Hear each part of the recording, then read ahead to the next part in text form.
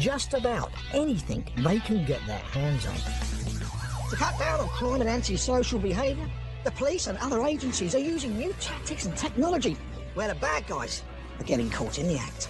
CCTV is vital. You can see there are definitely the people there. The camera doesn't lie. Local councils, shops and businesses are laying some traps of their own. There's a eureka moment when you get that evidence. And the general public too can help unsuspecting crooks get their comeuppance. People won't stand by. I couldn't sit back and do nothing. Yes, we've got her. So, anyone who's up to no good had better think twice. They might just get caught red-handed. Today, a woman steps between rival football fans to try to stop a fight. There's a gap in the middle. I looked at it and thought, I could probably calm this down. But she's only 5'2", and with tensions rising, she's in danger. Something was brewing up to happen, you could feel that. Also today, a robber with a gun demands money, but surprises his victims by asking nicely. And he actually is quite polite, and he says, please open up the cash register. But there's nothing nice about what he's doing. And a plan to steal a £4,000 electrical generator comes unplugged, thanks to people power.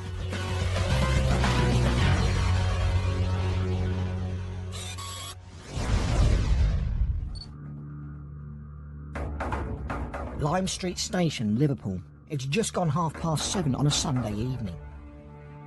A football match between Liverpool and Manchester City ended hours ago. Most of the fans have made their way home. All is calm. But suddenly, everything changes as groups of rival fans start to build up at the station. It was just an atmosphere, you could just feel something in the air. And some of them are intent on causing trouble. It was intensifying, and I've never seen anything like this happen. Cameras capture what's happening, and police race to the scene to stop the troublemakers. Completely unacceptable. It's got to be intimidating and frightening for people. But police need to get there before the jostling and scuffles turn into a full-scale fight.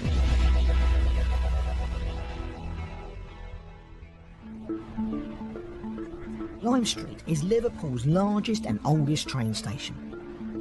Thousands of people pass through here every day. Rachel is a shift station manager. Basically, I'm in charge of the day-to-day running of the station.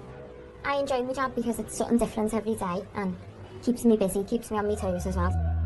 Some of the busiest times are during the football season. On match days, we expect a lot more people on the station, travelling to and from. The majority of fans are well behaved, but sometimes a small minority try to cause trouble, so the British Transport Police escort fans and keep a close eye on them. The policing of football fans is a massive part of what we do on a day-to-day, week-to-week basis. Chief Inspector Malcolm McKinnon has over 25 years of experience dealing with football crowds. The pre-planned organised violence we found in the 70s and 80s still happens, but not to the degree it once did. What we found now is it's changed to low-level antisocial behaviour. Often the chanting, the use of swear words, really the sort of loutish, boorish type behaviour that's intimidating and frightening. And there's always a danger that rowdy behaviour can turn violent. But cameras help police to identify the culprits so they can bring charges against them and impose football banning orders. We get tremendous evidence from CCTV. The cameras at Lime Street cover most of the station, and one Sunday evening in April, they prove how useful they can be. Rachel has just started her shift. It's normally quite quiet of a Sunday, and I've worked about the station for 10 years, and I've never seen anything like this happen. A match between Liverpool and Manchester City finished 4 hours ago, after a home-side win. The police have already escorted the crowd safely away. But small groups of rival fans have hung around in the city and arrive at the station much later. Just after 7:30 p.m, they come face to face at the station entrance. Innocent bystanders are fearful when fans inside the station start to taunt the rival fans outside. And they were just swearing at each other, shouting at each other. It's starting to be intimidating, antagonistic, but very rarely does it escalate into actual violence. Police are on their way, but the situation very quickly deteriorates. It was brewing up. On the station concourse, this fan in white shoes is attacked by the man with grey sleeves. The headbutt leaves the victim bleeding. Back at the entrance, a Liverpool fan walks up behind the Man City group. Ignoring the innocent passers-by, he throws a punch. The man responsible for the headbutt piles in. Completely unacceptable. It's got to be intimidating and frightening for people. The brawl escalates and spills onto the main concourse. Shift station manager Rachel rushes over to try and calm the situation herself. When I got there, it was like 2 rows of people, like some sort of stand-up. I was trying to reason with the fans, like saying, come on, you don't want to be getting into trouble. But the jeering continues, so Rachel, who's not much over 5 foot in height, makes the remarkable decision to jump between the 2 groups. There's a gap in the middle. I looked at it and thought, I could probably calm this down. Like, if someone wants to listen to me, there's normally one normal person in those situations. But it seems this bunch don't want to listen to reason. I seen a punch, like, coming over me. I thought, that's it, get out of the way. And Rachel is determined to keep members of the public out of harm's way. I was shouting to the public and some other staff to just get out of the way. I didn't want anyone involved. More punches were being thrown. It was like coming from all sides. Then the transport police arrive. As they run in, they see a man being struck with such force he falls over. One officer bravely wrestles the aggressor to the floor. That fight is stopped, but the situation could still spread out of control.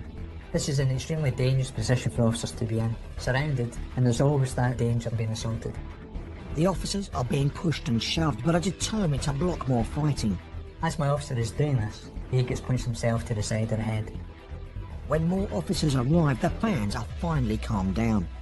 Fortunately, no one was badly hurt. The sense of relief when they arrived was a good feeling. The police make an arrest and the groups disperse. Less than 10 minutes after the violence began, Sunday evening at the station is back to normal. But that's not the end of it. From that point, investigation begins. So we review the CCTV. Now the police investigators get to work. They analyse the footage of how the incident built up to identify and track down the individuals responsible. That first man is a Man City fan, and this is an offender affiliated to Liverpool. So you've got a headbutt straight into the face. That is one of the initiators to what then escalates into violent disorder. The man with grey sleeves is just one of 4 men they identify as the troublemakers. There were 2 Liverpool-based fans and 2 Manchester-based fans. So the blame is shared between supporters from both teams. 2 of the offenders instigated trouble at the entrance. One of them was the man who punched someone violently just as the police arrived. The 4th punched another fan while he wasn't looking. They are all eventually arrested and charged with a fray. And 4 of them entered guilty pleas, and that's really a result and testament to the evidence that was gathered. 2 of the men received prison sentences, suspended for 2 years. They are also given football banning orders. They can't attend or travel to matches for 3.5 years. The other 2 were given community orders, ordered to do unpaid work and to pay surcharges. The British Transport Police is committed to cracking down on football-related crime. The challenge we have is that we can't let a culture build up. It's unacceptable behaviour. They've set up a text service and phone number so anyone experiencing antisocial behaviour can report it straight away. What we're really encouraging is a text service, 61016. We're trying to empower people to come forward, report incidents as they happen so we can respond to them and we can do something about this behaviour.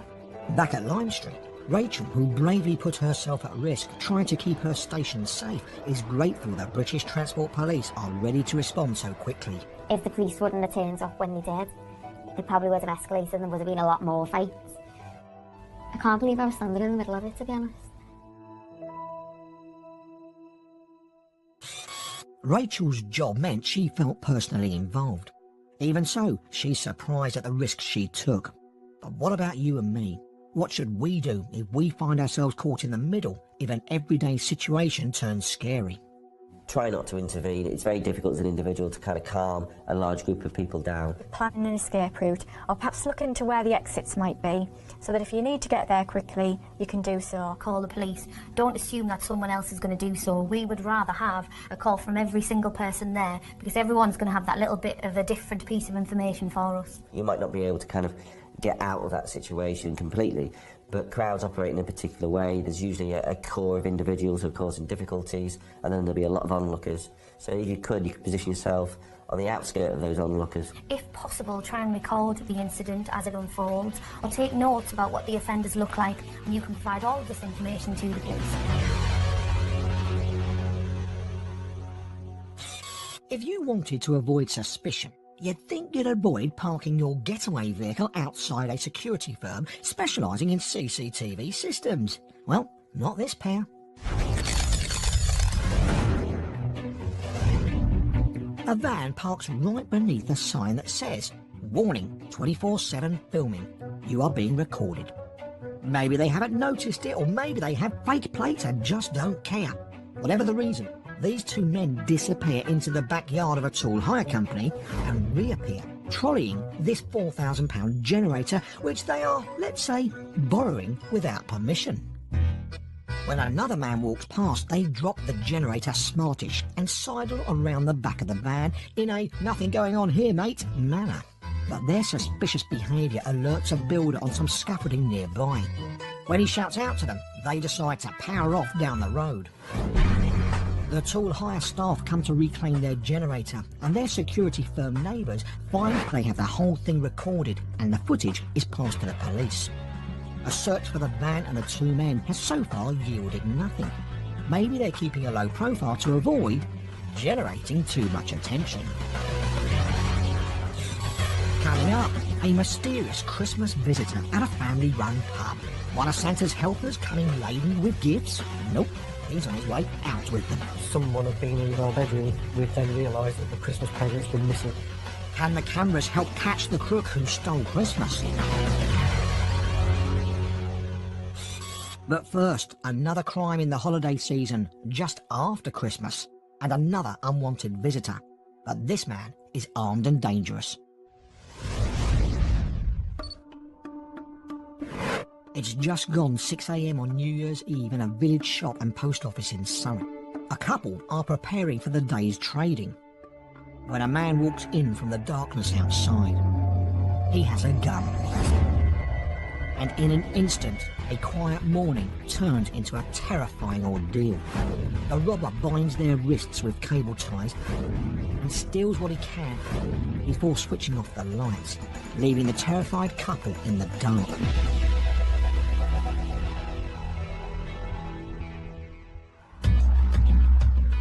Detective Constable Adam Hewitt has been in the force for nearly 10 years. He works at Reigate Police Station in Surrey. We deal with any type of crime that you can imagine. There'll be a small amount of it. It's quite a low volume, and certainly something like an armed robbery is very rare. But it can happen, even in the rural peace of the Surrey countryside. And in the early morning of New Year's Eve, it does happen. At 7 AM I was told as soon as I got into my desk that an armed robbery had just occurred. Adam is called to a small village post office. It's a dramatic start to his duty. But it's been a terrifying start to the day for the victims, as the shop's CCTV shows.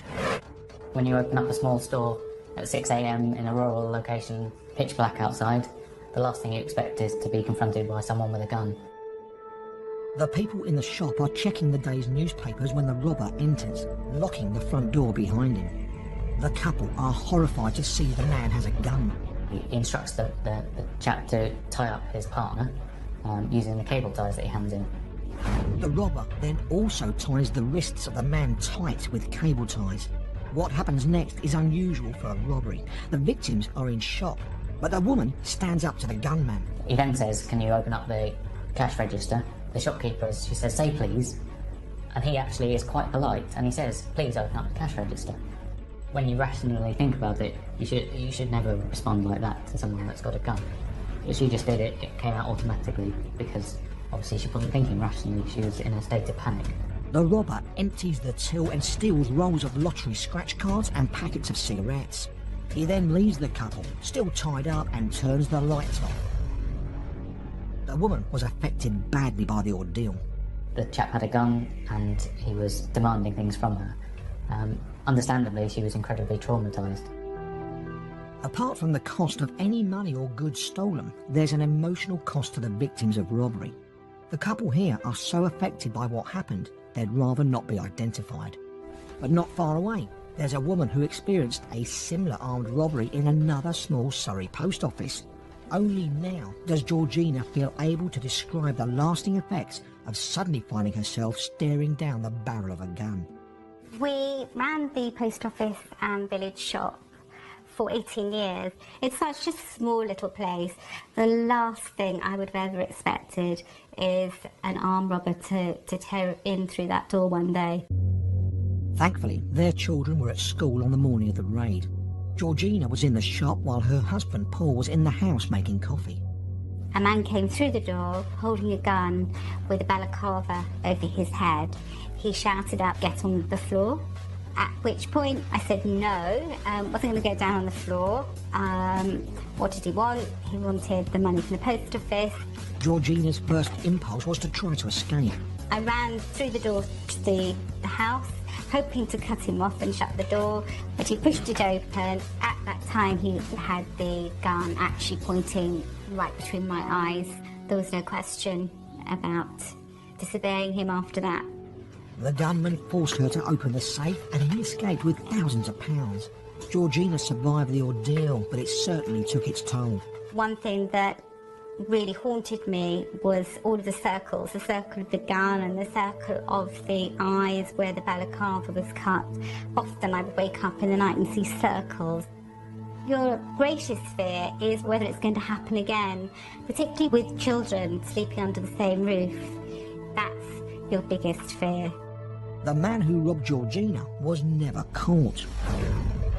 But back at the village shop in Surrey, DC Adam Hewitt has high hopes of catching the armed robber who terrorised these two people on the morning of New Year's Eve. He's just finished reviewing the footage of the armed raid when he gets a breakthrough.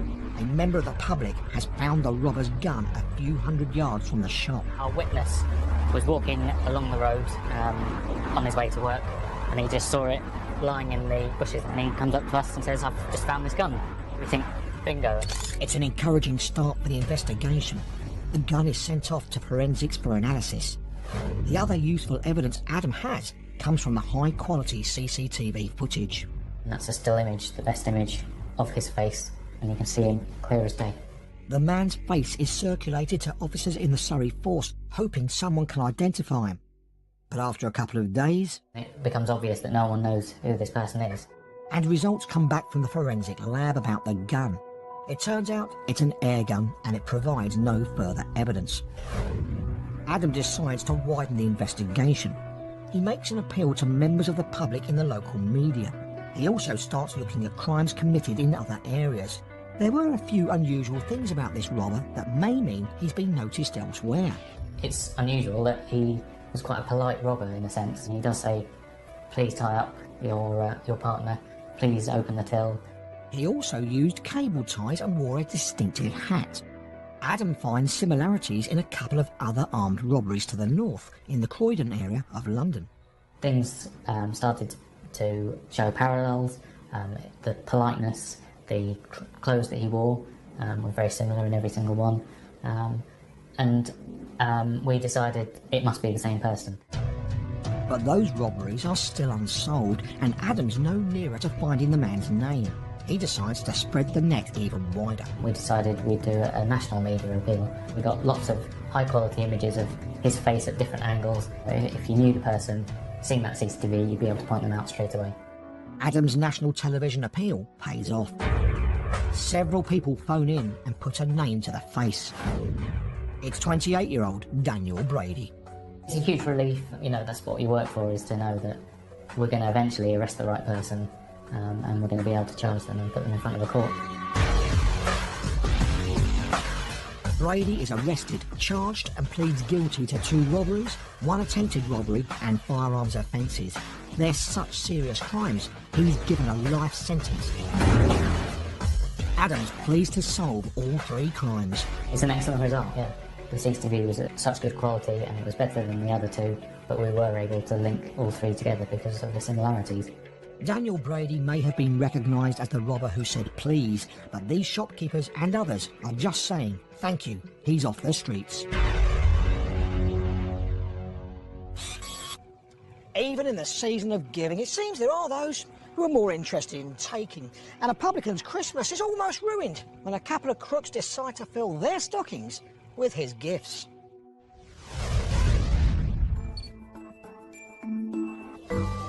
Christmas Day at a pub in Derby.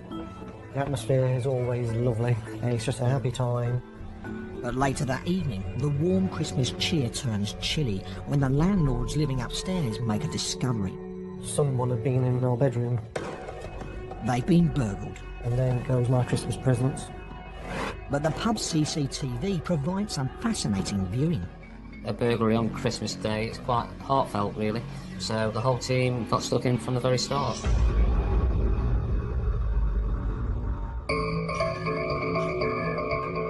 Graham and his wife Jeanette have run the Five Lamps pub in Derby for 5 years. It's meant quite a lot to us. We had another pub before this, it was in the countryside, so we thought we'd bring the country to the city, and it's gone really well.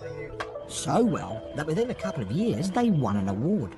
Our main thing is our cask ales, and we don't have any trouble here. And he certainly doesn't expect to have any trouble over the Christmas season. It's the happiest time of the year for them. My wife loves Christmas. She pesters me in November to start putting the tree up. She's just Christmas mad. But this Christmas is one they won't forget. In their flat above the pub, landlord Graham and his family start Christmas morning in the traditional way. Santa came to visit. My wife and I and mother-in-law who lives with us opened our presents, had a little bit of breakfast, and then prepared to open the pub. They leave the presents on their bed in the flat, then go downstairs to spend a few hours celebrating with their customers. It's just a happy time, an amazing atmosphere. They close early at 3 p.m. so they can go and visit the rest of their family. Our son came to collect us. We've got 3 grandchildren in Derby, so we take their presents for them. Had a lovely dinner, lovely afternoon, and then came home. They're back in their own flat at the pub by 9 p.m. Graham's wife decides to make a call. My wife decided that she would look for a phone to give our son a ring and just say thank you for a lovely dinner. But she can't find her phone. We were watching something quite interesting on TV, so she came back and we watched till the next break. She went back to the office, couldn't find it. She checks her handbag. She realised a purse was missing as well. They're alarmed and search the whole flat. We then realised that the Christmas presents were missing from where we'd left them that morning. Someone had been in our bedroom. Graham had an array of security cameras fitted when they first moved in. He watches back his recorded CCTV to see if he can work out what happened. I took it right back to the beginning of the day because we didn't know at what stage anything had gone missing, and I realised that it was at the stage when we were just closing up from the lunchtime session. It's just a few minutes before closing. Graham and Jeanette are clearing tables. A man and woman walk through the pub's outside seating area and up to the door that leads inside. The man takes a look through the door but doesn't go in. They come onto this bit, which is our outside area. She stays out there rolling a cigarette, and he goes inside. He goes through the door and straight into the gents. He's in there for 30 seconds, then he comes out. He then checks out the ladies' toilets, looks inside, realises the same thing. He sneakily peers over the bar. Just trying at this stage, trying to see who was around, and obviously spotted me at this stage. He walks back out to the woman. The man heads around the front of the pub to the other side. The woman is close behind. And you see him walk along towards the back gate, through the gates, across our small service yard. The kitchen staff would normally see anyone crossing this yard, but the kitchen's closed for Christmas. And then through the door, and then from there it's upstairs to our accommodation where we live. A few minutes later, the man rushes out with his hands full. There he goes, and there are my Christmas presents and my wife's phone and purse. It's a nasty surprise to discover someone's been in their home. We were hurt and upset that someone had actually been into our own private accommodation. Mine was more a feeling of anger. One at myself because of the door being open, but 2, it's just how dare they. Even more upsetting is the realisation that Graham's wife and mother-in-law were upstairs at exactly the same time as the burglar. My wife had gone upstairs to give my mother-in-law a call to go for dinner. So the chances are at that stage he was probably in our bedroom. It's sheer luck she didn't come face to face with the thief. Graham calls the police. They were very sympathetic, took all the details, watched the CCTV. Keen to get the intruder caught quickly, Graham captures some still images from the camera footage. Policeman asked me if I could email them to him so he could put them out on the morning watch. Which Graham does. First thing on Boxing Day morning, Detective Constable Tony Fox arrives at work. He sees the crime reports. A burglary on Christmas Day, it's quite heartfelt, really. You can relate to it yourself at a time when it should be a happy day. So it's obviously a good investigation to work on, and one that the whole team got stuck into from the very start. Tony looks at images of the burglar and recognises a familiar face. I knew straight away who it was, recognised it to be somebody I've dealt with on numerous occasions. They head straight round to the man's address. Time is of the essence. We need to go make the arrest as early as possible in the hope of recovering any stolen property. The man and woman are shocked to suddenly find the police on their doorstep. They didn't expect to see police quite so early on in the morning, and especially on Boxing Day. We found items of clothing which matched what they were wearing on the CCTV, and also we found items of property which belonged to the victims. Unfortunately, some items like Graham's wife's phone and purse are missing, but the other Christmas presents are rescued, less than 24 hours after they were taken. By 9 o'clock, we'd got two under arrest for the burglary and recovered some stolen property, so quite a swift time. In court, the man and woman plead guilty. He is given an 18-month prison sentence, suspended for 18 months, and she is given 8 months, also suspended. Graham has now improved security at the pub, including a keypad lock on the door to the yard. So everyone can still get out easily, but anyone not knowing the code can't get in. Hopefully, when the tree next goes up in November, it will be the start of a Christmas that's happier than this year's. We're hoping that next year we can go back and try to put behind us what happened this year, because we just love Christmas Day. That's it for today. Join us next time when police and the public catch more criminals red-handed.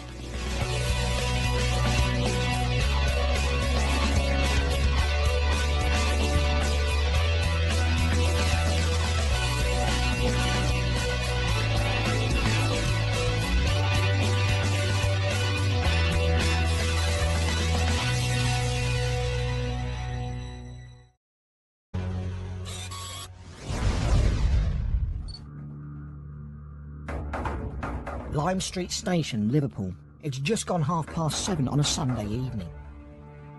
A football match between Liverpool and Manchester City ended hours ago. Most of the fans have made their way home. All is calm. But suddenly, everything changes as groups of rival fans start to build up at the station. It was just an atmosphere, you could just feel something in the air. And some of them are intent on causing trouble. It was intensifying, and I've never seen anything like this happen. Cameras capture what's happening, and police race to the scene to stop the troublemakers. Completely unacceptable. So it's got to be intimidating and frightening for people. But police need to get there before the jostling and scuffles turn into a full-scale fight.